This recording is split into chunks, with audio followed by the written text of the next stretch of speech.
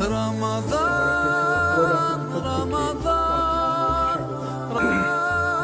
রমাদান রমাদান। আসসালামু আলাইকুম রহমতুল্লাহি ওয়া বারাকাতুহু।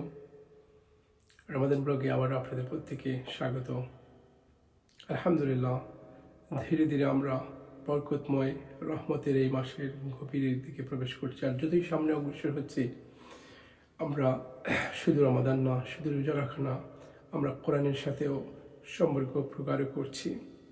কারণ আমরা জানি রমাদান শুধুমাত্র রোজা রাখার জন্য না, এটা হচ্ছে কোরআনের মাস, কোরআন নাজিলের মাস, কোরআন রিসাইটেশনের মাস, কোরআন অধ্যয়নের মাস, কোরআন নিজের জীবনে আমল করার মাস হচ্ছে মাহে রমাদান। আল্লাহ সুবহানাহু ওয়া তাআলা বলেন, শাহরু রমাদান আল্লাযী উনজিলা ফীহিল কুরআন হুদাল লিন-নাসি ওয়া বায়িনাতিন মিনাল হুদা ওয়াল ফুরকান। রমজান মাস, যে মাসে আমি কোরআনকে নাজিল করেছি মানব গোষ্ঠীর হেদায়েতের জন্য। রমাদানের সবচেয়ে বড় উপহার হচ্ছে আল কোরআন। রমাদান আমাদের জীবনে এসে আমাদেরকে আবারও ভাবিয়ে তোলে, আবারও জিজ্ঞাসিত করে যে আমাদের সম্পর্ক কোরআনের সাথে কত স্ট্রং।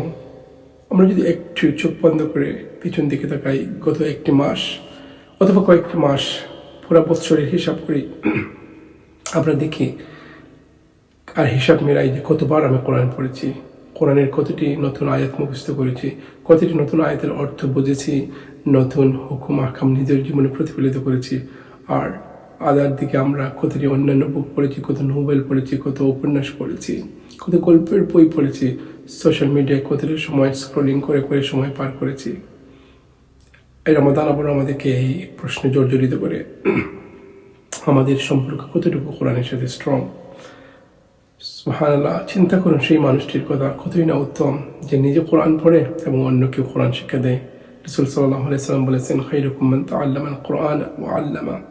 তোমাদের মধ্যে সর্বশ্রেষ্ঠ সেই ব্যক্তি যে নিজে কোরআন পড়ে আর অন্যকে কোরআন শিক্ষা দেয়।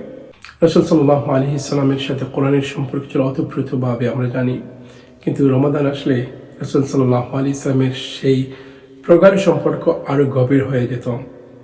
খুদ জিবরিল আলাইহিস সালাম আসমান থেকে নেমে এসে রাসূল সাল্লাল্লাহু আলাইহি ওয়াসাল্লামের বসে কোরআন শোনাতেন, কোরআন পর্যালোচনা করতেন, অধ্যয়ন করতেন।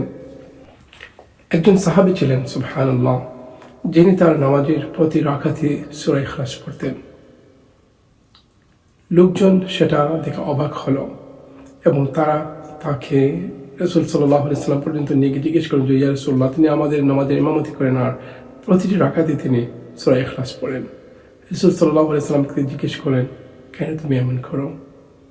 সেই সাহাবী বললেন, সুবহানাল্লাহ, আমি এই সূরাটাকে ভালোবাসি।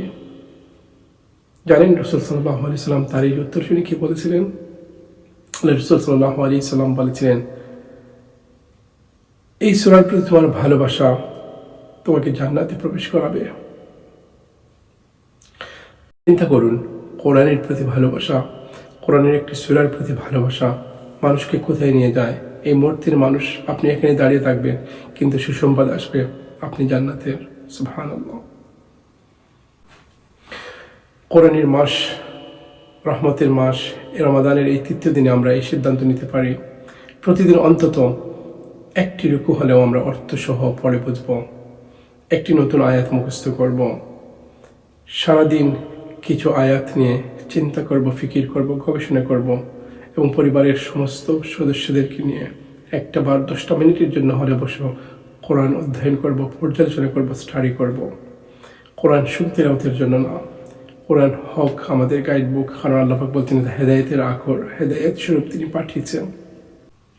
তাই রমাদানের এই ক্ষণে আমরা এই কামনা করি, আল্লাহ আমাদের সাথে কোরআনের সম্পর্কটাকে এমনভাবে গভীর করুন যে সম্পর্ক দিয়ে কোরআন যেন কিয়ামতের দিন আমার জন্য সুপারিশ করে। কোরআন দিয়ে আমাদের অন্তরকে মুনাওয়ার করে দিন, কোরআনের আলো দিয়ে আমাদের জীবনকে আলোকিত করে দিন, আমাদের জীবনকে কোরআনের আলোয় রঙিন করে দিন। আমিন।